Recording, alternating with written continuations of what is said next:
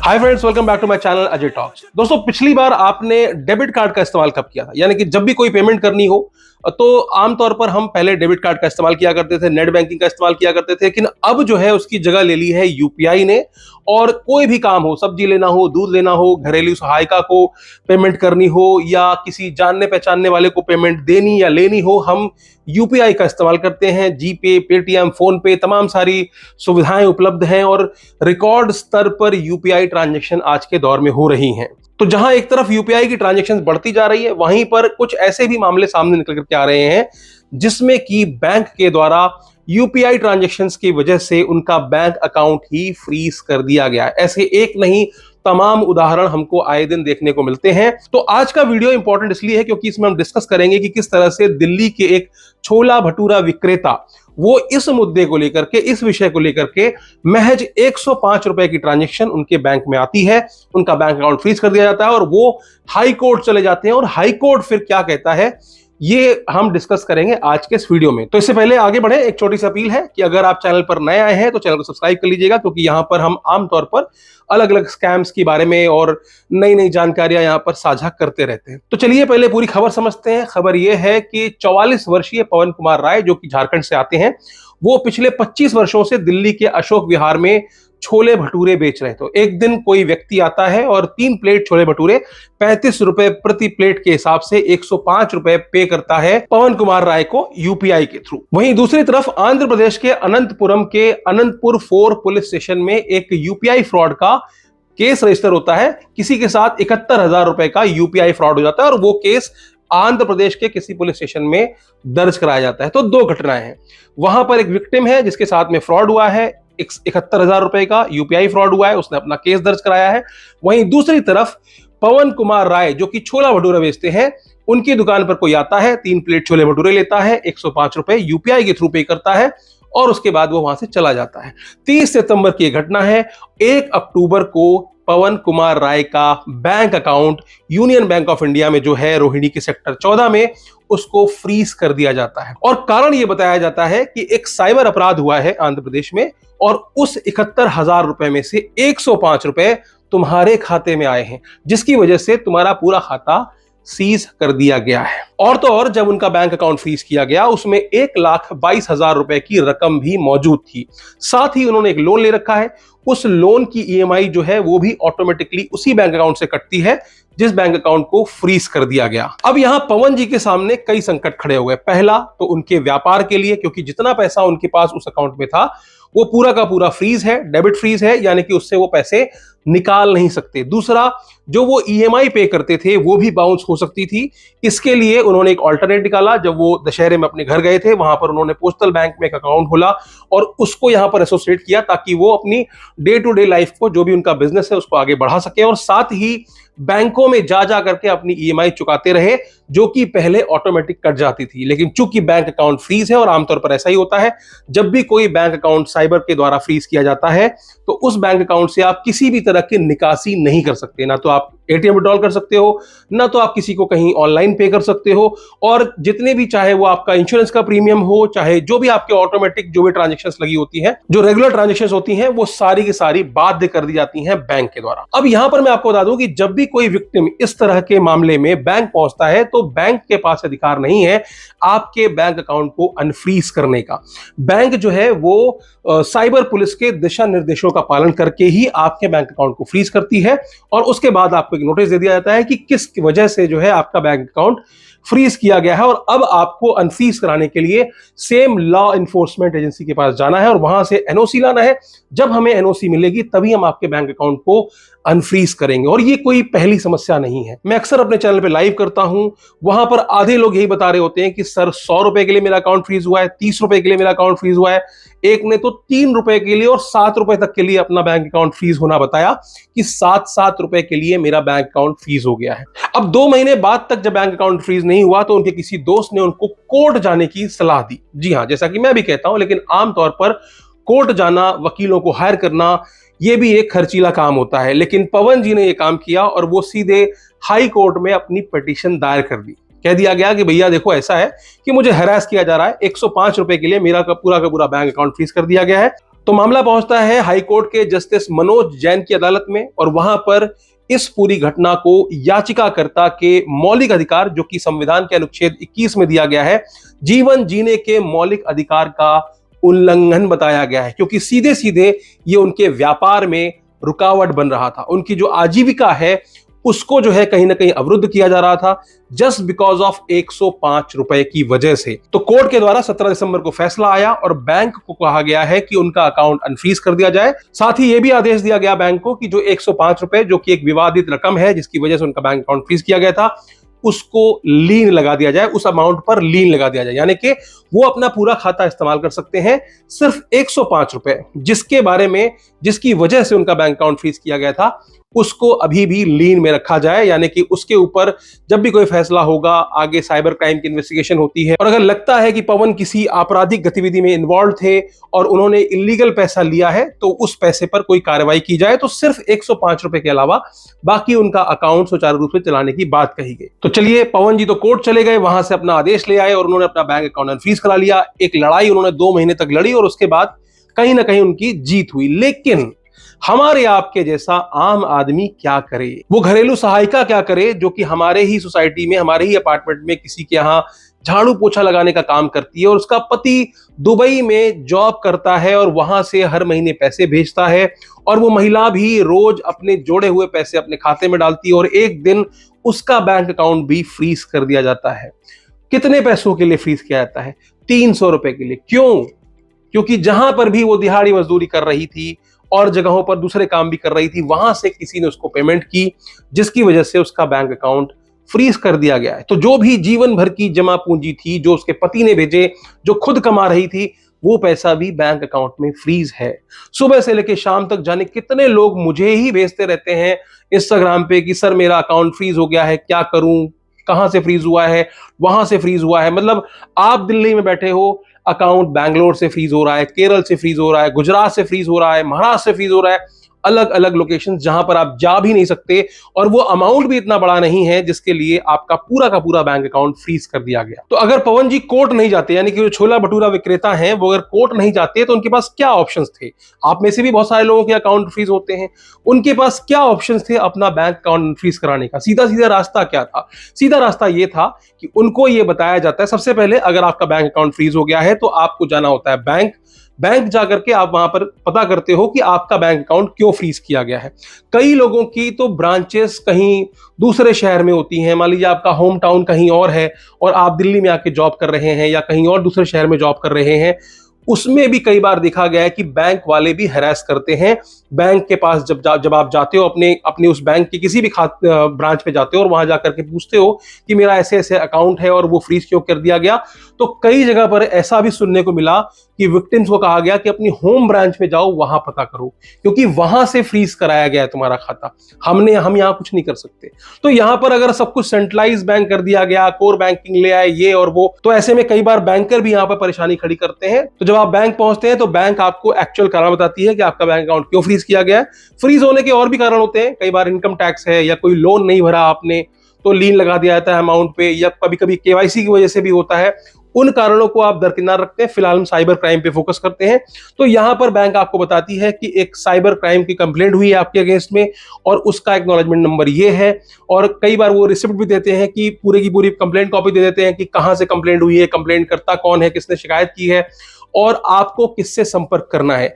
कई बार तो ईमेल भी नहीं आती है, कुछ ऐसे जो कस्टमर्स उनको ईमेल और मैसेज आ जाता है बैंकों के द्वारा, लेकिन बहुत सारे ऐसे मामले हैं जहां पर बैंक के द्वारा कोई कम्युनिकेशन ईमेल के थ्रू या कोई लेटर या फिजिकल लेटर भी नहीं इशू किया जाता, कोई नोटिस भी इशू नहीं किया जाता है। आपको ही जाकर के बैंक से पता करना पड़ता है कि भैया मेरा अकाउंट क्यों फ्रीज किया गया। वहां पर बैंक आपको बताएगी कि आपका बैंक अकाउंट क्यों फ्रीज किया गया है। वहां पर आपको याचिकाकर्ता का नंबर भी मिल जाएगा और साथ में इन्वेस्टिगेटिंग ऑफिसर जहां पर कंप्लेंट हुई, यानी कि यहां पर इस केस में पवन जी को क्या करना था, अनंतपुरम जो कि आंध्र प्रदेश में है, दिल्ली से इनको अनंतपुरम कि उस थाने से कांटेक्ट करना था। और बता देता हूं आपको, सबसे बड़ा चैलेंज ये है कि जो भी ईमेल आईडी और जो भी फोन नंबर दिया जाता है, ज्यादातर मामलों में वो ना तो फोन उठाते हैं और ना ही भेजे हुए किसी ईमेल को रिस्पॉन्ड करते हैं। कोई जरूरत ही नहीं समझते कि ईमेल का जवाब दिया जाए। और तो और अगर जवाब आता भी है तो जवाब ये आता है कि आप अनंतपुरम आ जाइए, यहीं पर आकर के आमने सामने बात करेंगे। और ऐसा क्यों होता है? ऐसा इसलिए होता है, ऐसा कई लोगों ने मुझे आरोप लगाया, उन्होंने बताया ऐसा इसलिए किया जाता है ताकि जब आप वहां जाएंगे, आपके खाते में उपस्थित रकम, मान लीजिए आपके खाते में 5 लाख रुपए है, तो उसी के हिसाब से आपके बैंक अकाउंट को अनफ्रीज कराने के लिए सबसे पहले तो वो अमाउंट मांगा जाएगा कि ये पैसे वापस कर दो विक्टिम के, जो विक्टिम जिसने वहां पे कंप्लेंट दायर की है। और साथ में कुछ अंडर द टेबल लेने की व्यवस्था भी पुलिस के द्वारा की जाती है। ऐसा मैं नहीं कह रहा हूं, ऐसा रिपोर्ट्स कह रही हैं, अखबारों में छपा था।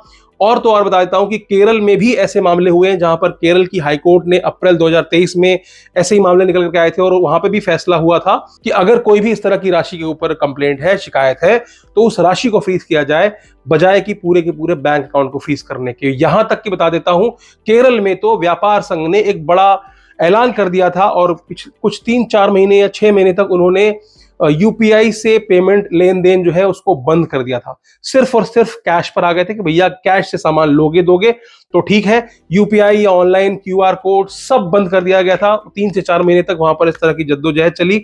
उसके बाद जब ये केरल की हाई कोर्ट का फैसला आया, तब जाकर के लोगों ने राहत की सांस ली और फैसला ये था कि आप पूरा का पूरा बैंक अकाउंट फ्रीज नहीं करोगे, सिर्फ और सिर्फ उतनी रकम को ही लीन लगाओगे जिस रकम के ऊपर साइबर की कंप्लेंट है, जैसा कि मैं भी मानता हूं कि ऐसा ही होना चाहिए। तो वहीं पर पुलिस पे भी आरोप लगे थे कि पुलिस जानबूझ करके लोगों के अकाउंट को फ्रीज करती है ताकि उनसे वो पैसों की उगाही कर सके। मैं नहीं कह रहा हूं, ऐसा आरोप उन लोगों ने लगाया है जो अपना बैंक अकाउंट अनफ्रीज कराने जाते हैं।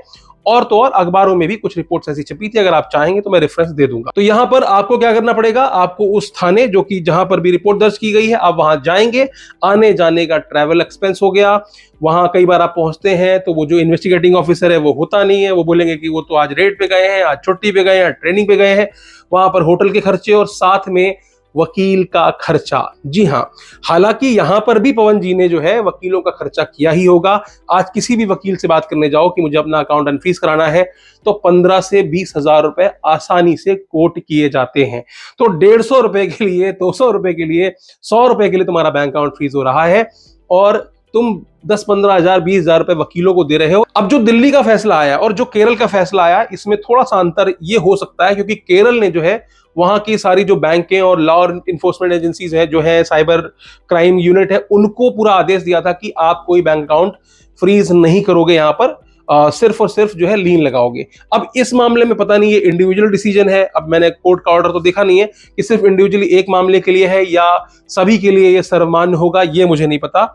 लेकिन हाँ, अगर आप दिल्ली में रहते हैं और अगर इस तरह का मामला कोई आता है तो आप इस जो केस है उसको कोर्ट जरूर कर सकते हो कि ऐसे ऐसे मामले में ऐसे ऐसे बैंक ने अकाउंट अनफ्रीज किया था और अमाउंट पे लीन लगाया था। तो ये कम से कम एक उदाहरण तो आपके सामने यहाँ पर जरूर मौजूद है। तो अनफ्रीज करने का प्रोसेस यही था कि पवन जी को जाना पड़ता अनंतपुरम, वहां जाकर के चाहे कन्विंस कर पाते कि भैया मैंने पैसे कहां से लिए थे, उसको कन्विंस करना पड़ता, रिपोर्ट दिखाना पड़ता, बताना पड़ता कि हाँ मैंने क्यों लिए थे, कहां से लिए थे।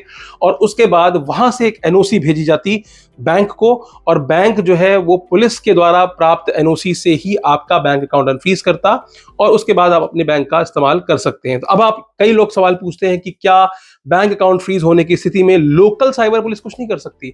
मतलब आपके पास एक्नॉलेजमेंट नंबर है, सब कुछ है, तो आप लोकल पुलिस स्टेशन चले जाओ या लोकल साइबर थाने में चले जाओ और उनसे बोलो कि मेरा अकाउंट अनफ्रीज करा दिया जाए।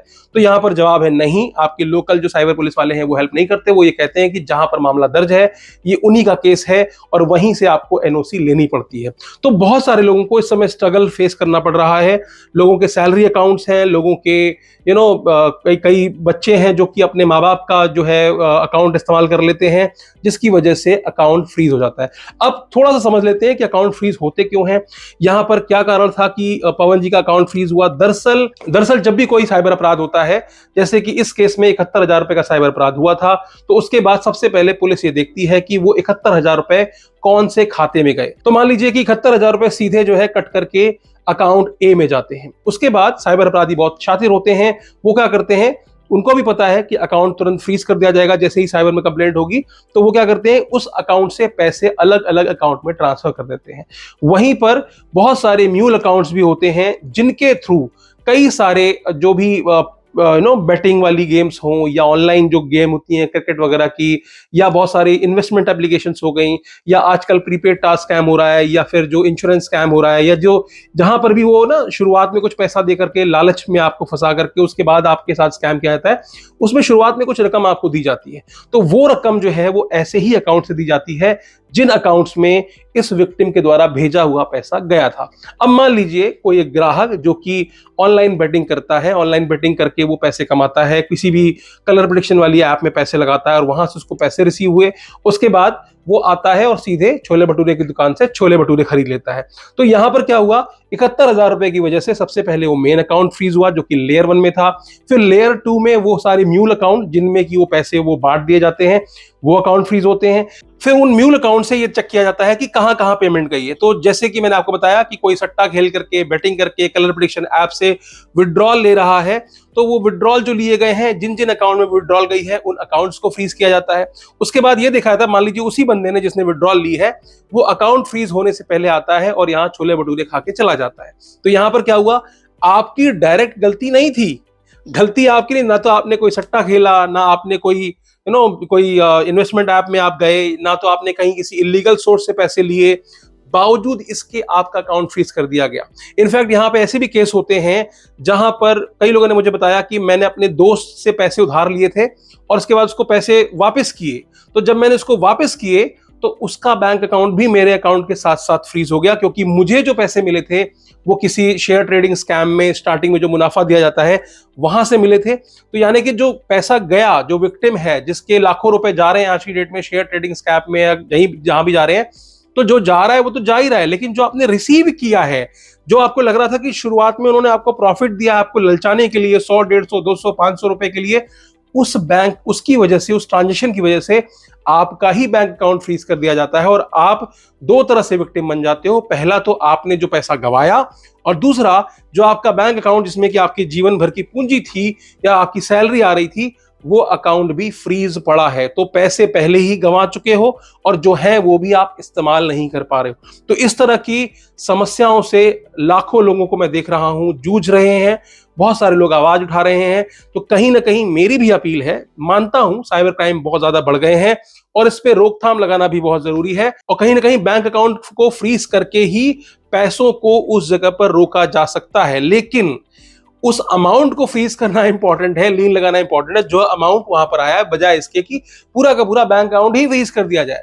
71,000 रुपए का किसी का फ्रॉड हुआ और यहां पर 1,22,000 रुपए जिस अकाउंट में थे उसको फ्रीज कर दिया गया, जबकि उस अकाउंट में महज 105 रुपए ही आए थे। अब आप सोचिए उस 71,000 रुपए में से वो पैसा जहां जहां भी गया होगा, चाहे लेयर 1, 2, 3, 4, 5, 6, 10 लेयर्स, 15 लेयर्स तक का मैंने देखा है कि बैंक अकाउंट फ्रीज हो रहा था, जो कि सीधे सीधे अपराध में शामिल भी नहीं है, बावजूद इसके उनके अकाउंट से पैसों की रिकवरी की जाती है।